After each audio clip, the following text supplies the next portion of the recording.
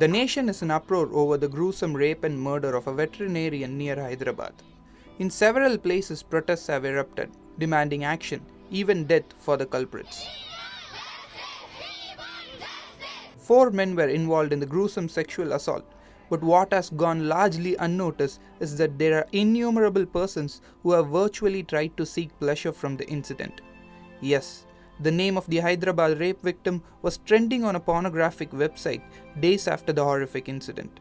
A similar thing happened last year when the name of the Kathua rape victim was trending on porn websites. Amid the massive uproar and outrage for action against rapists, the internet world has seen a growing phenomenon of rape porn.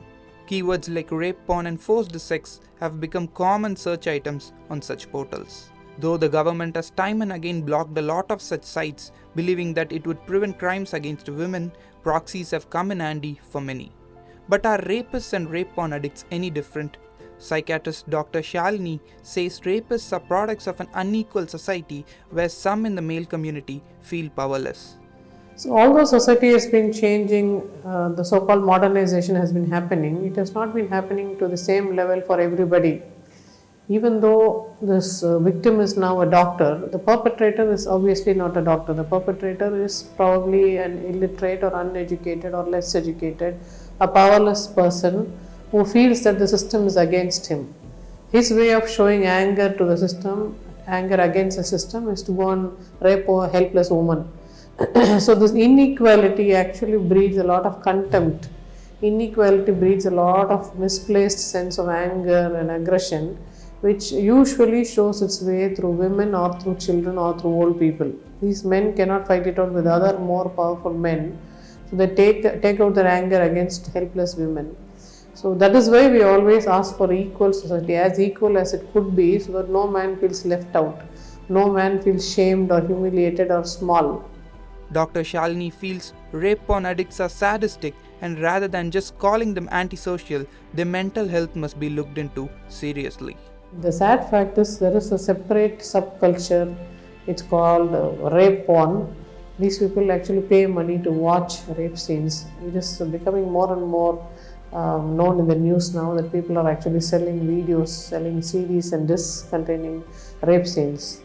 So this is a very alarming but very significant mental health issue. We should not consider it as just a social issue, it's a mental health issue. If many men are feeling so sadistic, many men are feeling this lack of empathy for co-human beings, then it means these men are not feeling good enough about themselves. Why are they not feeling good enough about themselves? For some reason they feel sidelined, for some reason they feel they do not have enough power. So the only way to make these men feel good about themselves is to give them power in terms of education, in terms of knowledge, in terms of income, in terms of social standards or whatever. This is something that we are not even paying attention to now. A man's character begins developing in his childhood. Dr. Shalini feels better nurturing of men in their formative stages can prevent them from becoming perpetrators in the future. A man learns all these things through interaction with others, through interaction with his mother, through attachment with the caregivers. But suppose a child did not have great interaction or attachment or learning opportunities in his early childhood, probably this child turns out to be a monster later on. So this also speaks a lot about our nurturing of young men. Punishments alone cannot bring down crimes against women. Societal changes too are necessary to bring about a change in behavior, and it's high time the government realizes this through education.